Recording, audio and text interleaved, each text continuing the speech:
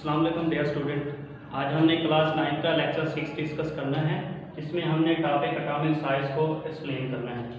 ठीक है, atomic size को की डेफिनेशन को एक्सप्लेन करने से पहले मैं आपको सिंपली बता देता हूँ कि एटम का साइज इतना कम होता है या एक्सट्रीमली वेरी स्मॉल कि हम आसानी से उसे मेजर नहीं कर सकते। अब देखें, ये एक फुल स्टॉप है, इसके अंदर तकरीबन मिलियन ऑफ एटम्स पाए जाते हैं। आप देखें, अगर दूर से देखें तो ये भी आपको नजर नहीं आ रहा था, आसानी से आप मेजर ही नहीं कर सकते इसका साइज क्या हो सकता है। तो इसके अंदर मौजूद जो एक एटम होगा उसका आप आसानी से साइज कैसे फाइंड आउट कर सकेंगे।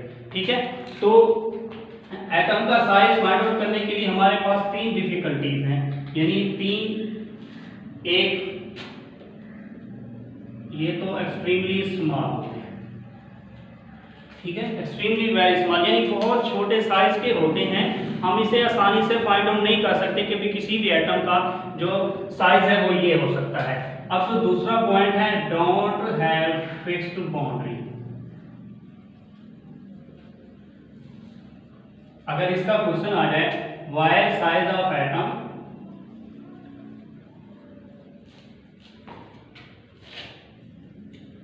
कांट बी measured और डिटरमाइन प्रीसाइजली,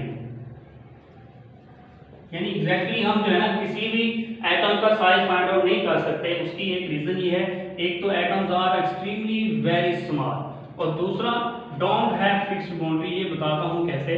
अब तीसरा पॉइंट मूवमेंट ऑफ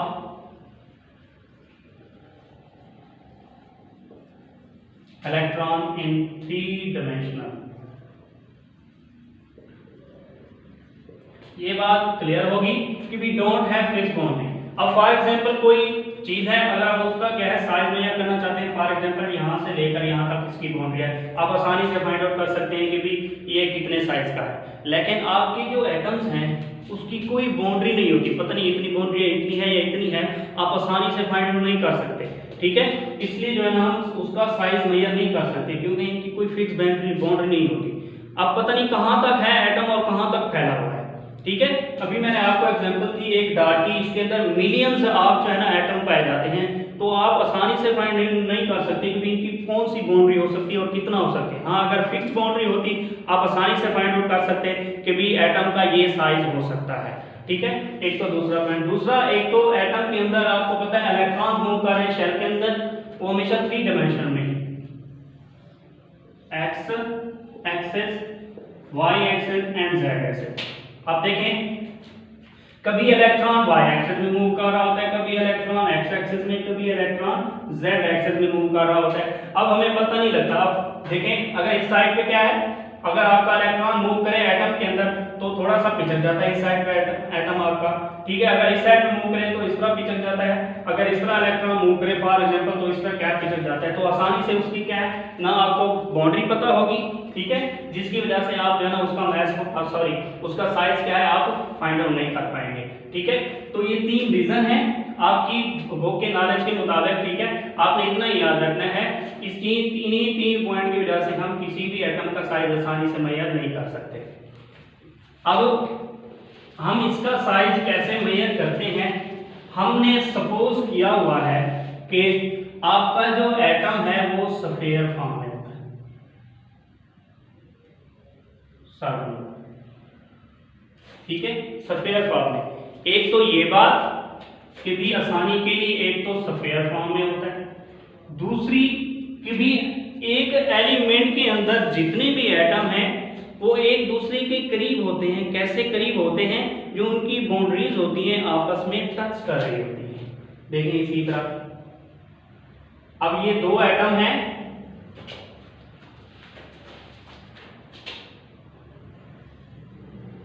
जो 2 एटम्स हैं इनकी जो बाउंड्रीज है आपस में टच कर रही है, ये वाली बाउंड्री। ठीक है, तो आपको पता है एटम के 2 पार्ट हो सकते हैं, एक तो उसका न्यूक्लियस और दूसरा शेल। न्यूक्लियस के अंदर प्रोटॉन होते हैं, न्यूट्रॉन होते हैं, शेल के अंदर क्या होते हैं, इलेक्ट्रॉन। अब किसी भी एलिमेंट के अंदर 2 एटम को ले लिया हमने, एक तो स्फीयर फॉर्म में होते हैं, दूसरा क्या है उनकी बाउंड्री टच करती हैं, टच ईच अदर। तो आप इस तरह अगर मेजर करें इसका साइज तो एटॉमिक साइज क्या हो सकता है मैं आपको बताता हूं। आपका ये न्यूक्लियस है इस एटम का, ये आपके दो एटम है, एक एटम ये एक एटम ये, इसका अपना न्यूक्लियस है, इसका अपना न्यूक्लियस है। अब एक बात आपको बताता हूं, शायद आपने पढ़ा हो एवोगैड्रो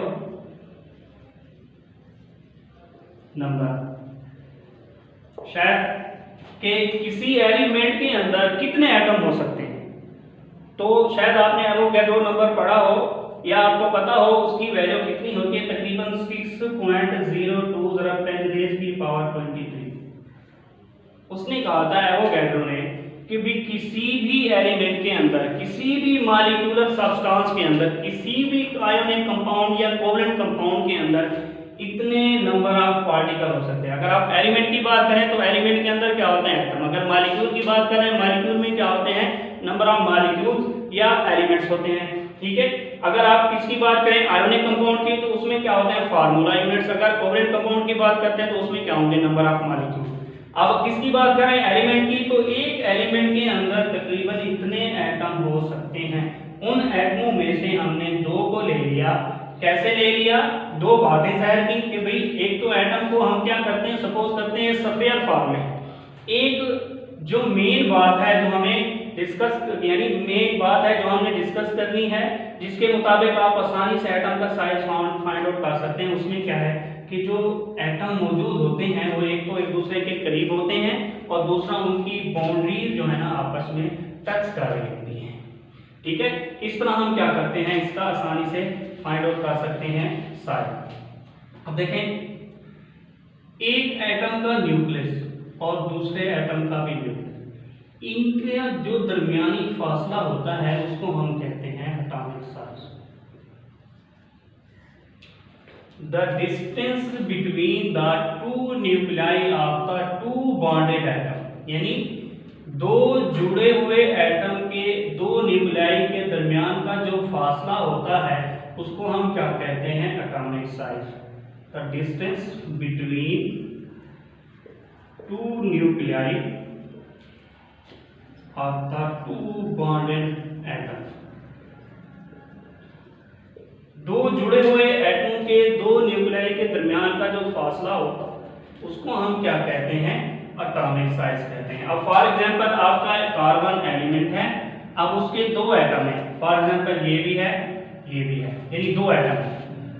तो इस न्यूक्लियस से इस न्यूक्लियस तक यानी इन दोनों जुड़े हुए एटमों के दो न्यूक्लियाई के दरमियान का जो फासला होता है वो तकरीबन होता है 154 पिकोमीटर। एक बात आपको बताता जाऊं मैं आपको कि ऐसा यूनिट होते हैं एटॉमिक साइज को मेजर करने के लिए, एक तो मैक्रोमीटर और दूसरा पिकोमीटर। आपका मैक्रोमीटर 10⁻⁻6 मीटर के बराबर होता है, आपका जो ये पिकोमीटर होता है वो 10⁻12 मीटर के बराबर होता है। ये दो ऐसा यूनिट हैं, लेकिन क्योंकि एटम्स क्या होते हैं आपके एक्सट्रीमली समान, अब देखें इसलिए हम ज्यादातर पिकोमीटर को इस्तेमाल करते हैं, ठीक है।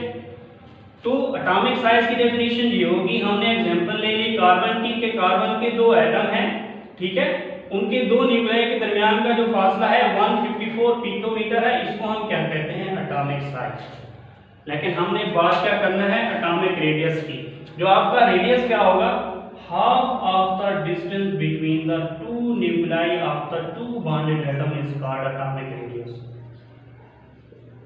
यानी एटॉमिक साइज को हाफ कर लें, आपके पास क्या आ जाएगा रेडियस आ जाएगा का एटॉमिक रेडियस जिसे कहेंगे। तो अगर आप एटॉमिक रेडियस की डेफिनेशन करना चाहते हैं तो एटॉमिक रेडियस की डेफिनेशन क्या होगी, half of the distance between two nuclei of the two bonded atoms is called atomic radius, ठीक है।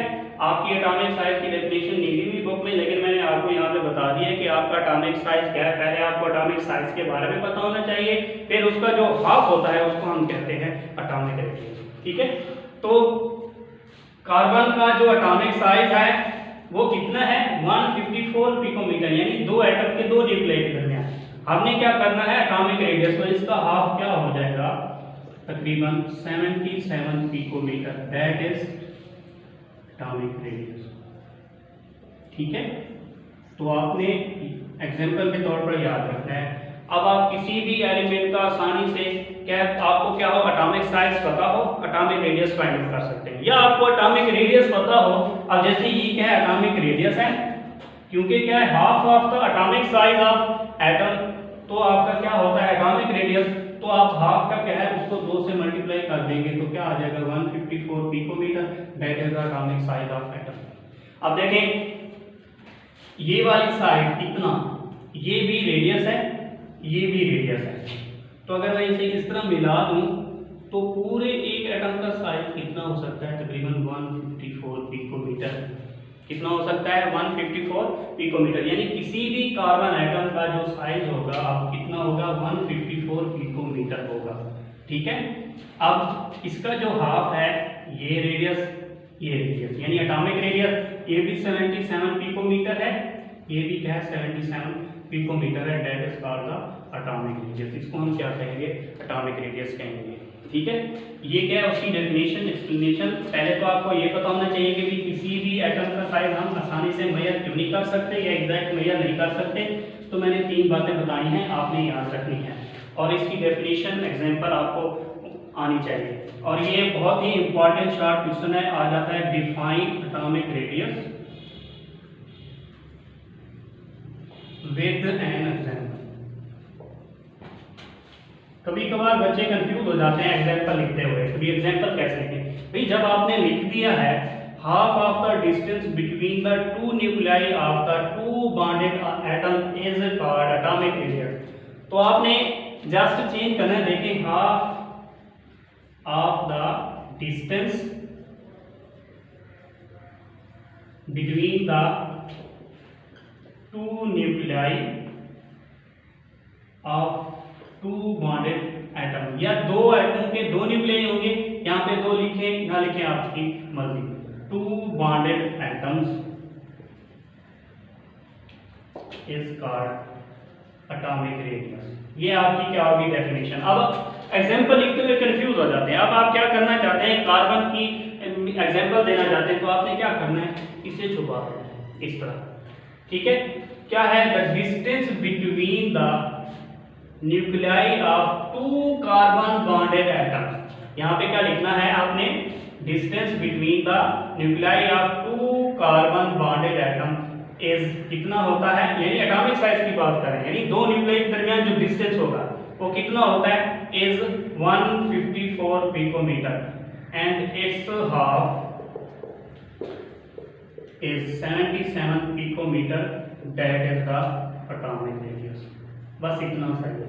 तो बच्चे कंफ्यूज हो जाते हैं कि डेफिनेशन तो लिख लेते हैं लेकिन एग्जांपल लिखना नहीं आती, तो आप आसानी से इस तरह लिख सकते हैं, इसको छुपा दें, distance between the nuclei of 2 carbon bonded atom is 154 picometre and it's half is 77 picometre, that is the atomic radius. ठीक है, तो आप आसानी से क्या इसकी एग्जांपल भी लिख सकते हैं।